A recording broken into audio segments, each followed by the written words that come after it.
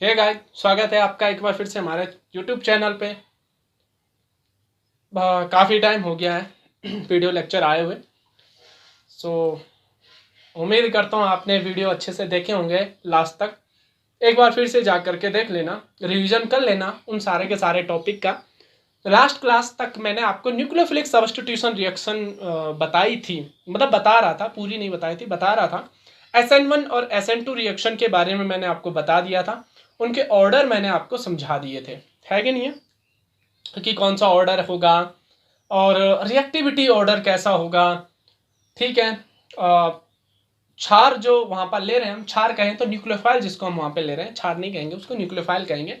जो न्यूक्लियोफाइल हम वहाँ पे ले रहे हैं उसको, उस न्यूक्लियोफाइल के बेस पर हम कैसे रिएक्टिविटी देखते हैं, तो ये सारी की सारी बातें मैंने आपको लास्ट क्लास तक बता दी थी। ठीक है। अब मैं आपको प्रैक्टिकली बताने वाला हूँ कि क्वेश्चंस कैसे आते हैं इसमें।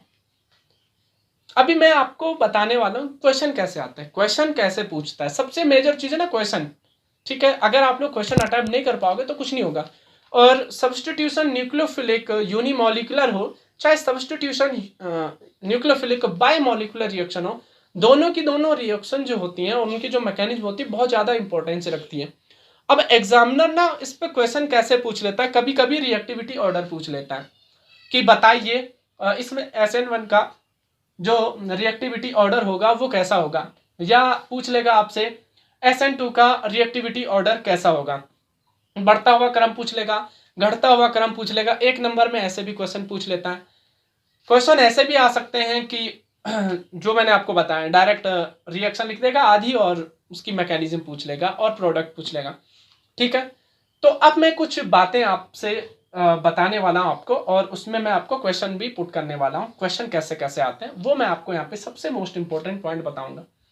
जैसे आपसे ना ऐसे दे दिया इसने कि C6H5 का होल ट्वाइस, ठीक है, कुछ इस प्रकार से, और ये लिख देगा C पर लिख देगा नीचे CS3 और इस पर X जोड़ देगा। एक तो ये, उसके बाद ये लिख देगा C6H5 का होल ट्वाइस CHX, एक लिख देगा C6H5CH2X। ठीक है। और एक डायरेक्ट सपोज करो C6H5X लिख दिया ऐसे करके। ठीक है। अभी ना ये आपसे पूछ सकता है, इसमें क्वेश्चन पूछ सकता है आपसे कि reactivity order for SN1 reaction. ठीक है। SN1 रिएक्शन का रिएक्टिविटी ऑर्डर बताइए, यहां पर क्रियाशीलता का क्रम क्या होगा। इन जो ये जो आधार है, सबस्ट्रेट है, ये जो सबस्ट्रेट है, इन सबस्ट्रेट का रिएक्टिविटी ऑर्डर बताना है फॉर SN1 रिएक्शन कि इसमें से SN1 रिएक्शन सबसे ज्यादा फास्ट कौन देगा। एक तो क्वेश्चन ऐसा बन सकता है, या दो टाइप से इसको पूछ सकता है, बढ़ता हुआ क्रम लिखिए, घटता हुआ क्रम लिखिए। It is very very very important point. ठीक है। पहले तो ना मैं आपको रिएक्टिविटी ऑर्डर बता देता हूं। देखो मैंने आपको पहले का SN1 रिएक्शन का रिएक्टिविटी ऑर्डर होता है 3 degree to 2 degree to 1 degree. ठीक है। 3 डिग्री 2 डिग्री 1 डिग्री। 3 डिग्री वाले SN1 रिएक्शन सबसे फास्ट देते हैं, उसका भी रीजन मैंने आपको बता दिया है, वो सारी बातें मैंने वहां पे बता दी। अब तो मैं सिर्फ ऑर्डर बताने वाला हूं। सो यहां पर क्या होगा, देखो 3 डिग्री कौन सा कार्बन है आप खुद देख लो। ऐसा कार्बन जिस पर हेलोजन जुड़ा हुआ है उस पर कोई हाइड्रोजन नहीं है, इट मींस दैट ये 3 डिग्री है, क्योंकि सारे के सारे हाइड्रोजन रिप्लेस कर दिए गए। ठीक है। दो तो इसके द्वारा और एक CS3 के द्वारा, तो ये 3 डिग्री है। 3 डिग्री की रिएक्टिविटी फास्ट है सबसे ज्यादा। बात क्लियर। दूसरा क्वेश्चन आपसे पूछ सकता है, क्वेश्चन ऐसा आ सकता है, सॉरी, दूसरा अगर हम देखें कि यहां पर ये वाला कार्बन कौन सा डिग्री का है, तो आपको खुद देखने को मिल रहा है ये 2 डिग्री है, और ये 1 डिग्री आपको देखने को मिल रहा होगा। ठीक है। तो 3 डिग्री 2 डिग्री 1 डिग्री। अब इसमें दो टाइप से ये क्वेश्चन पूछ सकता है। एक तो पूछ लेगा बढ़ता हुआ क्रम, और एक पूछ लेगा घटता क्रम।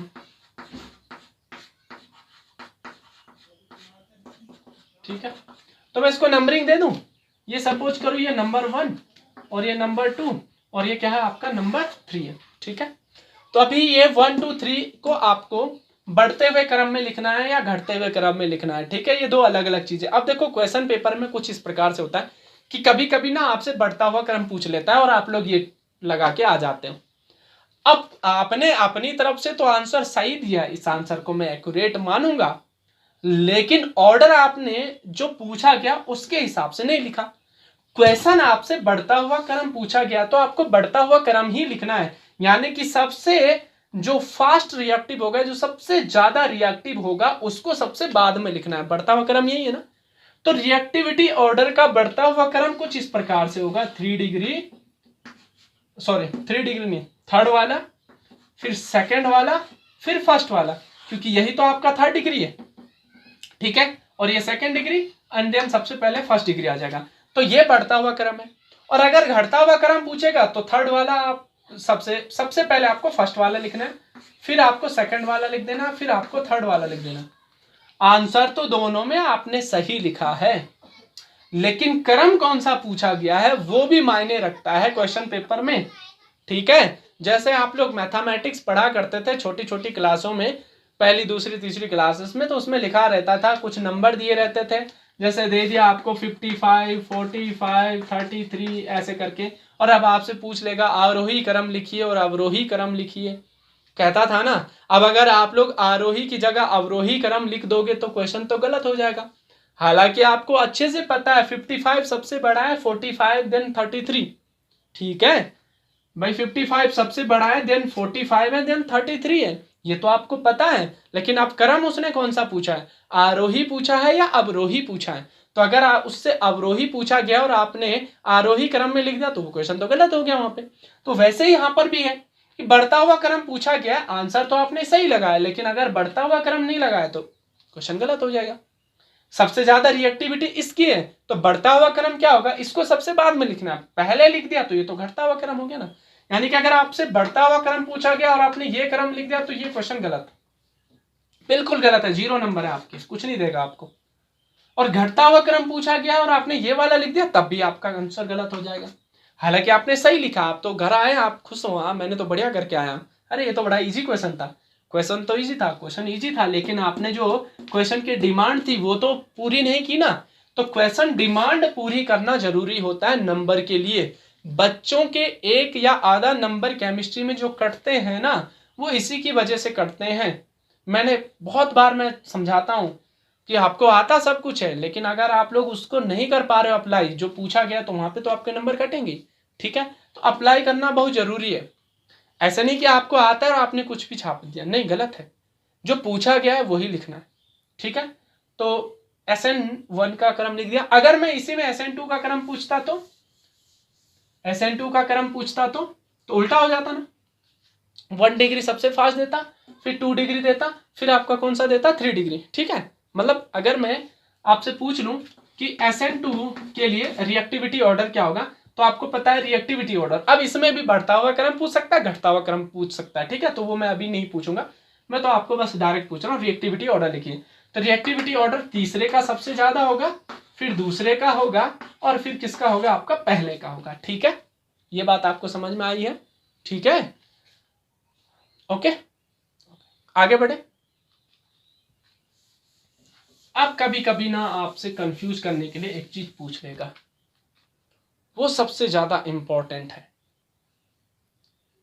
क्या 3 डिग्री ही देगा सब कुछ, CS2 CS3 CS3, ये 3 डिग्री कार्बन है, यहां पर X जुड़ गया, और सपोज करो यहां पर इसने ना NO2 जोड़ दिया, ओके, NO2 जोड़ दिया, NO2। एक में इसने क्या किया, CS2 और फ्लोरीन जोड़ दिया, CS3 है, और यहां इसने जोड़ दिया X तो है, और एक में इसने ना सीधा लिखा है क्या, CS3।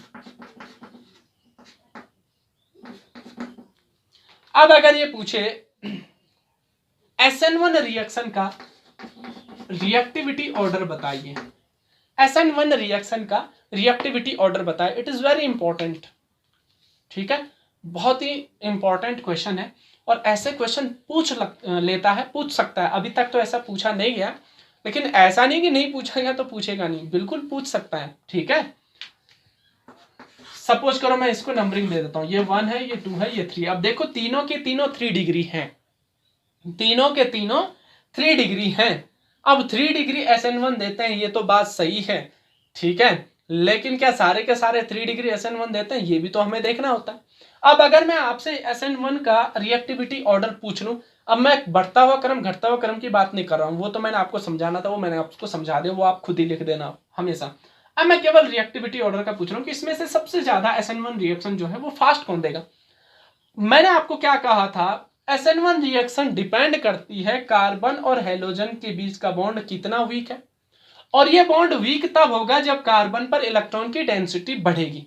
और इलेक्ट्रॉन की डेंसिटी बढ़ाने वाले फैक्टर जो यहां पर होते हैं वो कौन होते हैं, या तो प्लस आर इफेक्ट आ रहा हो, प्लस आर नहीं आ पा रहा है तो प्लस आई तो आना चाहिए। अब हम ये देखेंगे कि प्लस आई कहां कहां पर आ रहा है। देखो यहां पर NO2 जो है ये माइनस आई लेता है, minus I effect plus I effect. हमेशा एक बात याद रखना, हमेशा क्वेश्चन वहां से सॉल्व होता है जहां से डिफरेंस आता है, वहां से सॉल्व नहीं होता जहां से सेम होता है। देखो इतना वाला पोर्शन तो सबका सेम है, चाहे तीसरे वाले का देखो, चाहे पहले वाले का देखो, चाहे दूसरे वाले का देखो, x will be same, x will be same, x same है यहाँ पे, ठीक है। तो ये पूरा का पूरा पोर्शन तो आपका सेम है। अगर ये पोर्शन सेम है तो यहां से आप आंसर नहीं ले सकते, आंसर वहां से देखा जाता है जो जो जो पोर्शन डिफरेंट। अब इस पोर्शन से देखा जाएगा, इस पोर्शन में माइनस आई इफेक्ट है, इस पोर्शन में माइनस आई इफेक्ट है, इस पोर्शन में प्लस आई इफेक्ट है, और प्लस आई इफेक्ट कार्बन पर इलेक्ट्रॉन की डेंसिटी बढ़ा देता है। सो दैट्स वाई कार्बन पर इलेक्ट्रॉन की डेंसिटी बढ़ने के कारण SN1 रिएक्शन यहां पर फास्ट आएगी। यहां तक तो हमें पता चल गया इन तीनों में से ये ज्यादा फास्ट है, फास्ट SN1 देगा।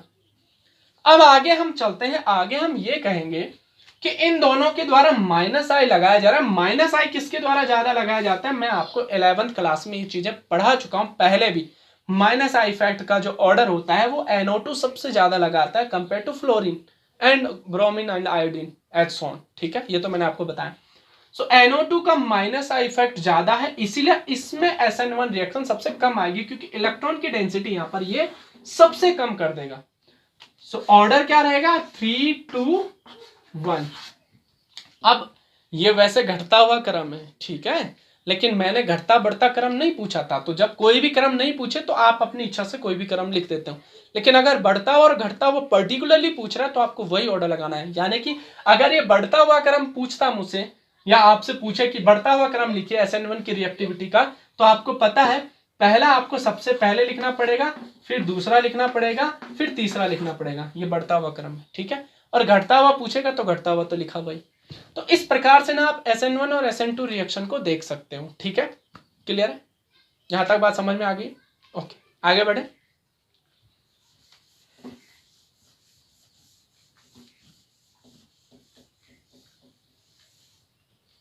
देखो एक बहुत ही इंपॉर्टेंट क्वेश्चन है, वो मैं आपको बता देता हूं, ठीक है, आएगा नहीं लेकिन फिर भी मैं आपको बता देता हूं।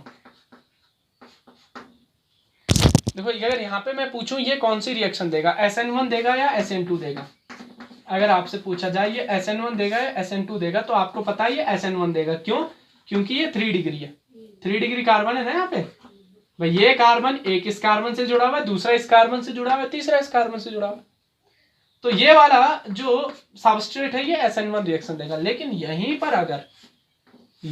पर अगर कुछ इस प्रकार से क्वेश्चन आ जाए और अब आपसे पूछा जाए कि ये SN1 देगा या SN2 देगा, तो आप यहां पर देख लो, इस कार्बन पर आप खुद देखो कि है तो ये 3 डिग्री कार्बन, तो उस हिसाब से तो आपको लगना चाहिए SN1 है। लेकिन मैं आपको बता देता हूं ये कार्बोनाइल ग्रुप है, और कार्बोनाइल ग्रुप जो होते हैं ये इलेक्ट्रॉन विड्रॉल ग्रुप होते हैं, और अगर ये इलेक्ट्रॉन विड्रॉ करेंगे इस कार्बन से तो इस कार्बन पर इलेक्ट्रॉन की डेंसिटी घट जाएगी। इसीलिए SN1 की कंपेयर में यहां पर फेवर कौन की जाएगी रिएक्शन, SN2 रिएक्शन की जाएगी। ठीक है, ये बात आपको हमेशा ध्यान रखना है। अगर माइनस आई इफेक्ट लगाने वाला ग्रुप जुड़ गया ना, माइनस आई इफेक्ट लगाने वाला ग्रुप जुड़ गया ना, तो सेकेंड डिग्री जो होगा, सेकेंड डिग्री तो SN2 देगा ही देगा, इसके बावजूद थर्ड डिग्री वाले भी कभी कभार SN1 देना शुरू कर देते हैं। ठीक है, माइनस आई इफेक्ट के कारण। ठीक है, और अगर प्लस आई इफेक्ट है तब तो SN1 देगा ही देगा, ये तो श्योर है। यहां तक आपको SN1 और SN2 के बारे में अच्छे से समझ में आ गया होगा, उम्मीद करता हूं। ठीक है, आगे बढ़े। न्यूक्लियोफिलिक सब्स्टिट्यूशन रिएक्शन चल रही है अभी तक आपकी, नाभिक स्नेही प्रतिस्थापन अभिक्रियाएं चल रही हैं आपकी अभी तक। ठीक है, अब नाभिक स्नेही प्रतिस्थापन अभिक्रिया में बढ़ता हुआ क्रम है reaction with KCN, reaction with KCN and AgCN. ठीक है, reaction with KCN and AgCN, यहां पर केशियन और एजीसीएन के साथ कैसे रिएक्शन करते हैं एल्किल हैलाइड, वो हमें देखना है। जब हम एल्किल हैलाइड की रिएक्शन केशियन से करते हैं तो यहां से आपका KX रिमूव हो जाता है और RCN एल्किल साइनाइड का निर्माण होता है, या एल्किल नाइट्राइल भी कहते हैं इसको, नाइट्राइल बनता है। ठीक है, RCN बनेगा और KX यहां से क्या हो जाएगा, रिमूव हो जाएगा। ठीक है, इसी प्रकार जब हम एल्किल हैलाइड की रिएक्शन AgCN से करते हैं तो यहां से आपका AgX रिमूव होता है और क्या बनता है, आपको लग रहा होगा RCN बनेगा, लेकिन बिल्कुल गलत लग रहा है आपको, आइसोसाइनाइड बनता है, एल्किल साइनाइड, एल्किल आइसोसाइनाइड। ठीक है,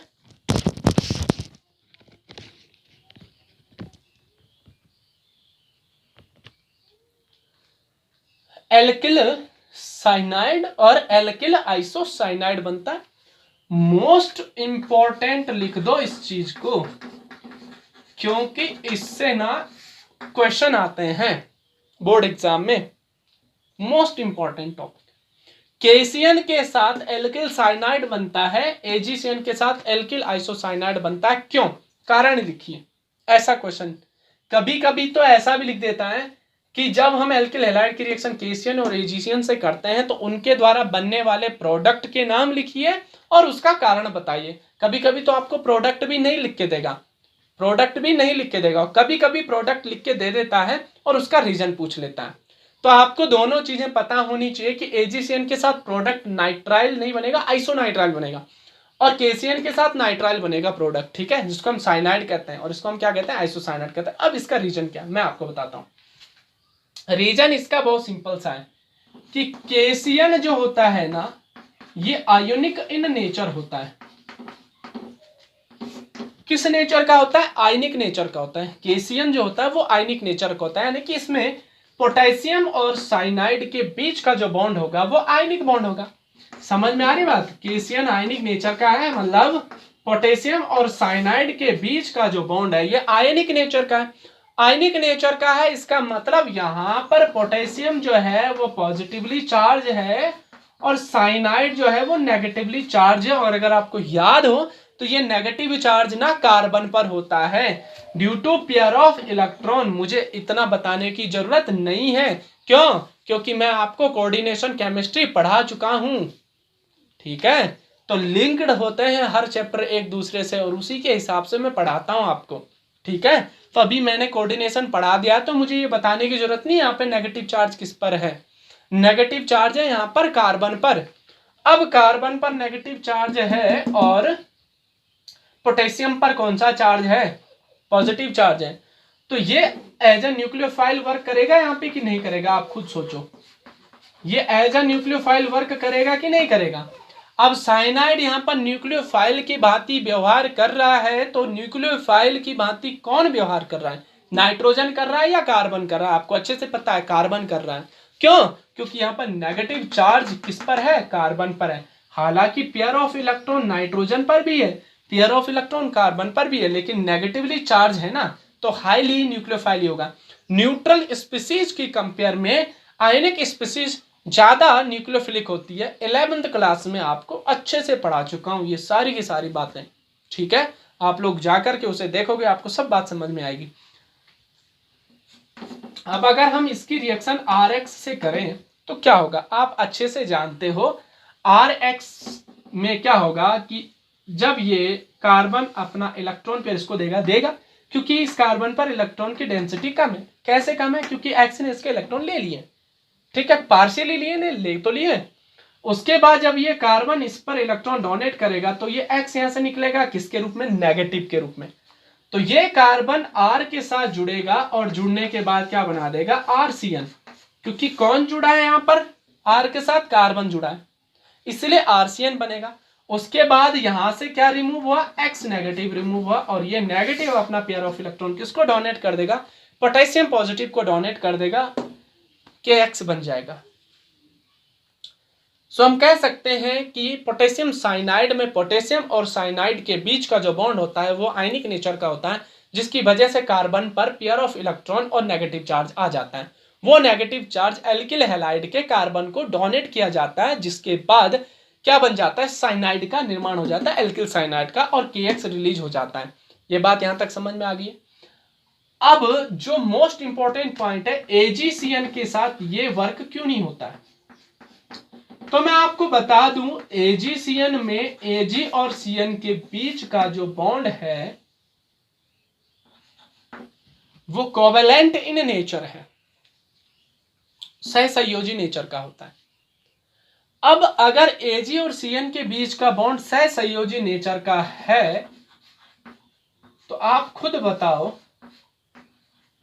कि क्या ये बॉन्ड ब्रेक होगा आयनिक फॉर्म में? नहीं होगा। और अगर ये आयनिक फॉर्म में ब्रेक नहीं होगा तो अब क्या होगा? अब कुछ इस प्रकार से होगा कि न्यूक्लियोफिलिक ये अभी भी है नेचर में, लेकिन इस समय न्यूक्लियोफाइल के जैसा वर्क कौन कर रहा है? न्यूक्लियोफाइल के जैसा वर्क कर रहा है आपका nitrogen, due to pair of electron. बता चुका हूं, साइनाइड उभयदंतुक होता है। उभयदंतुक लिखना बताया ना, क्योंकि एक पेयर ऑफ इलेक्ट्रॉन नाइट्रोजन पर भी होता है। अब कार्बन पर तो पेयर ऑफ इलेक्ट्रॉन नहीं है, नाइट्रोजन पर है, तो नाइट्रोजन अपना पेयर ऑफ इलेक्ट्रॉन किसको देगा? इस एल्किल ग्रुप को, एल्किल ग्रुप के कार्बन को देगा। और जैसे ये पेयर ऑफ इलेक्ट्रॉन R को देगा, वैसे ही यहां पर R पर इलेक्ट्रॉन की डेंसिटी बढ़ जाएगी, X रिलीज हो जाएगा। क्लियर है? अब जैसे ही नाइट्रोजन यहां पर इलेक्ट्रॉन पेयर देगा, वैसे ही नाइट्रोजन पर इलेक्ट्रॉन की कमी होगी और ये बॉन्ड यहां शिफ्ट होकर बॉन्ड टूट जाएगा। तो फाइनली Ag पॉजिटिव के रूप में टूटेगा जरूर, लेकिन बाद में टूटेगा जब नाइट्रोजन अपना पेयर ऑफ इलेक्ट्रॉन दे चुका है, ठीक है। X यहां से निकल जाएगा नेगेटिव के रूप में, Ag निकल जाएगा पॉजिटिव के रूप में, ये तो बन जाएगा आपका AgX, क्योंकि ये X नेगेटिव जो यहां से निकलेगा, ये नेगेटिव अपना पेयर ऑफ इलेक्ट्रॉन Ag को दे देगा। अब नाइट्रोजन जुड़ा है ना एल्किल के साथ, यहां पर तो आपका कार्बन जुड़ा था, यहां पर आपका कौन जुड़ा है? नाइट्रोजन जुड़ा है। इसीलिए जो प्रोडक्ट बनता है वो एल्किल आइसोसाइनाइड बनता है कंपेयर टू एल्किल साइनाइड, ठीक है। ये भी क्वेश्चन आपसे आ जाता है।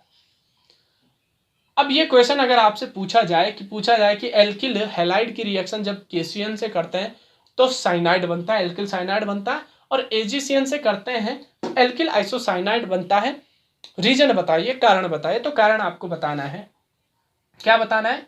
कि AgCN कोवेलेंट नेचर का होता है, जिसकी वजह से नाइट्रोजन अपना पेयर ऑफ इलेक्ट्रॉन क्या करता है? एल्किल ग्रुप को डोनेट कर देता है, या एल्किल ग्रुप के कार्बन को डोनेट कर देता है। इसकी वजह से एल्किल आइसोसाइनाइड बनता है, जबकि KCN आयनिक नेचर का होता है। इसलिए जो यहाँ पर साइनाइड है उसमें कार्बन पर नेगेटिव चार्ज होने की वजह से न्यूक्लियोफिलिक नेचर यहाँ पे कार्बन का ज्यादा हो जाता है, इसीलिए कार्बन के द्वारा इलेक्ट्रॉन पेयर डोनेट किया जाता है किसको?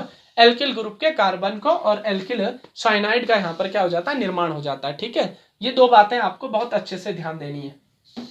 सो ये मोस्ट इंपॉर्टेंट है आपका क्वेश्चन, ऐसे क्वेश्चन बन जाते हैं।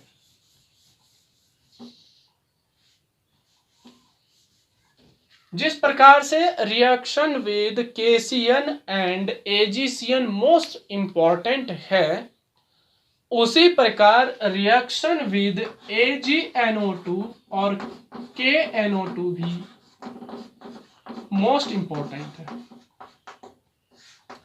पोटेशियम नाइट्राइट और सिल्वर नाइट्राइट की रिएक्शन जब हम एल्किल हैलाइड से करते हैं तो कैसा प्रोडक्ट बनता है वो आपको बताना है यहां पर।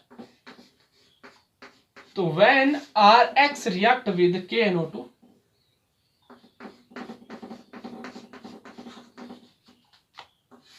टू फॉर्म RONO,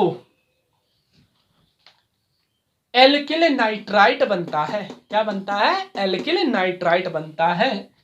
प्लस में निकल जाता है आपका KX। और जब हम एल्किल हैलाइड की रिएक्शन सिल्वर नाइट्राइट से करते हैं तो यहां पर जो प्रोडक्ट बनता है वो नाइट्रो एल्केन बनता है। यहां पर कौन सा प्रोडक्ट बनता है? नाइट्रो एल्केन बनता है और सामने से निकल जाता है AgX।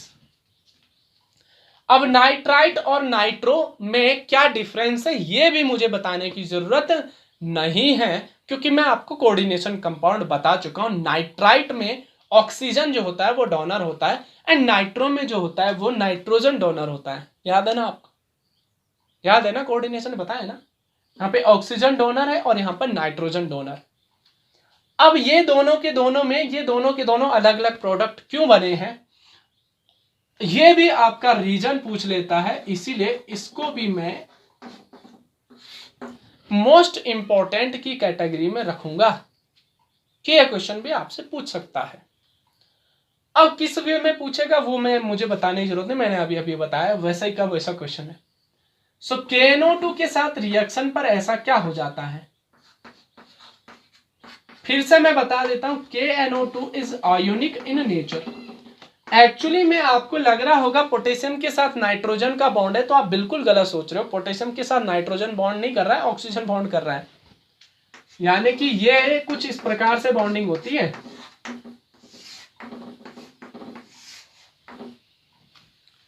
क्लियर है? और पोटेशियम और ऑक्सीजन के बीच का बॉन्ड जो है वो आयोनिक इन नेचर है। अब अगर ये आयोनिक इन नेचर है तो ये बॉन्ड ब्रेक हो जाएगा, और अगर ये बॉन्ड ब्रेक होगा तो ये बनेगा आपका पोटेशियम पॉजिटिव प्लस ऑक्सीजन पर नेगेटिव चार्ज। और जब ये रिएक्शन करेगा किसके साथ? RX के साथ, तो ये नेगेटिव चार्ज यहां, मतलब नेगेटिव नहीं आ रहा है, पहले बता चुका हूं, पेयर ऑफ इलेक्ट्रॉन है। ठीक है, ये एक पेयर ऑफ इलेक्ट्रॉन है तो पेयर ऑफ इलेक्ट्रॉन आएगा यहाँ पे। लेकिन मैंने आपको पहले कहा यहाँ पे हम नेगेटिव को दर्शा सकते हैं ऐसे बॉन्ड करके। क्यों? क्योंकि यहाँ पे पेयर ऑफ इलेक्ट्रॉन है, लेकिन BH4 की कंडीशन में नहीं दर्शा सकते हैं। ये सारी बातें मैंने आपको बताई, तो मैं दोबारा अब ये चीजें डिस्कस नहीं करूंगा यहाँ पे। ये अपना पेयर ऑफ इलेक्ट्रॉन यहाँ डोनेट करेगा, यहां से X निकलेगा, KX बन जाएगा और RONO बन जाएगा। क्लियर है?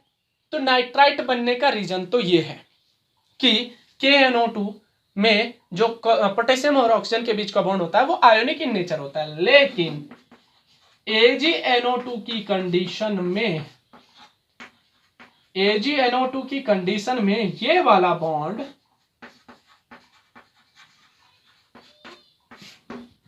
किस नेचर का होता है? कोवैलेंट इन नेचर है कि नहीं है? अब यहां पर क्वेश्चन बनेगा बहुत इंपॉर्टेंट। वी हैव 2 एटम जिनके पास लोन पेयर इलेक्ट्रॉन है, ऑक्सीजन के पास भी है, नाइट्रोजन के पास भी है। अब मैं आपसे पूछूं कि इनमें से पेयर ऑफ इलेक्ट्रॉन डोनेट कौन करेगा एल्किल ग्रुप को? तो आपको लग रहा होगा सर ऑक्सीजन के पास तो दो पेयर ऑफ इलेक्ट्रॉन है तो ऑक्सीजन डोनेट करेगा, लेकिन pair of electron doesn't matter. मैंने पहले कहा है donor ability pair of electron से ज्यादा इलेक्ट्रोनेगेटिविटी पर निर्भर करती है। और डोनर एबिलिटी की अगर मैं बात करूं तो नाइट्रोजन की कंपेयर में ऑक्सीजन की इलेक्ट्रोनेगेटिविटी ज्यादा है। सो अगर इलेक्ट्रोनेगेटिविटी ज्यादा है तो न्यूक्लियोफिलिसिटी कम होगी कि नहीं होगी? ये सब बातें मैं आपको 11th क्लास में समझा चुका हूँ। न्यूक्लियोफाइल इलेक्ट्रोफाइल बहुत अच्छे से समझाया मैंने, समझाया कि नहीं समझाया? तो ऑक्सीजन का न्यूक्लियोफिलिसिटी कम है नाइट्रोजन की कंपेयर में, तो न्यूक्लियोफिलिसिटी नाइट्रोजन की ज्यादा है, इसीलिए ऑक्सीजन के कंपेयर में नाइट्रोजन अपना पेयर ऑफ इलेक्ट्रॉन डोनेट करेगा। अब क्वेश्चन यहां पर आपका एक पक्का पूछा जाएगा कि सर यहां पर नाइट्रोजन ने पेयर ऑफ इलेक्ट्रॉन क्यों नहीं डोनेट किया, ऑक्सीजन ने क्यों किया? मुझे पता है आपके मन में आ रहा होगा, तो मैं आपको बता देता हूं। Negative species is more nucleophilic than compare to neutral species. ये बात आपको बिल्कुल ध्यान रखनी है। नेगेटिव चार्ज चाहे वो फ्लोरीन पे आ रहा, समझ में आ रही बात? अगर ये नेगेटिव चार्ज फ्लोरीन पे होता है, नाइट्रोजन न्यूट्रल है, तब भी ये वाला आपका ज्यादा न्यूक्लियोफिलिक होगा, क्योंकि नेगेटिव स्पीसीज एनी हाउ किसी भी कंडीशन में न्यूट्रल से ज्यादा न्यूक्लियोफिलिक होती है। तो इन दोनों की कंपेयर में ये ज्यादा न्यूक्लियोफिलिक था यहां पर, इसीलिए ये गया। क्लियर है? क्लियर है ना? यहां पर नेगेटिव चार्ज तो कहीं नहीं था, क्योंकि टूटा ही नहीं बॉन्ड। इसीलिए अब ऑक्सीजन और नाइट्रोजन में नाइट्रोजन को क्या दी गई, वरीयता दी गई, न्यूक्लियोफिलिसिटी, क्योंकि इलेक्ट्रोनेगेटिविटी ऑक्सीजन की ज्यादा है, नेगेटिव चार्ज तो किसी में नहीं है। तो अब न्यूट्रल स्पीसीज में हम देखते हैं इलेक्ट्रोनेगेटिविटी। अगर नेगेटिव चार्ज आ चुका है तो नेगेटिव चार्ज में हम इलेक्ट्रोनेगेटिविटी को नहीं देखते हैं, नेगेटिव चार्ज वाले को ज्यादा न्यूक्लियोफाइल मान लेते हैं। और अगर सब में नेगेटिव चार्ज है तब हम किसको न्यूक्लियोफाइल मानेंगे, फिर हम इलेक्ट्रोनेगेटिविटी को देखेंगे। समझ में आ रही बात? तो अब यहां पर नाइट्रोजन जब इलेक्ट्रॉन पेयर डोनेट करेगा तो आगे क्या होने वाला है आप तो समझ ही चुके हो, है कि नहीं? अब ये Ag पर पॉजिटिव आ जाएगा, AgX बनेगा और RnO2 बन जाएगा।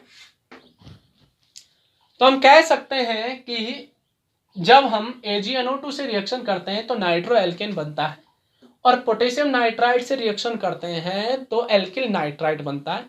इसका रीजन भी सेम वही है, ये आपका आयनिक नेचर का है और ये आपका क्या है, कोवैलेंट नेचर का है। यहां तक तो आपको बात समझ में आ गई होगी।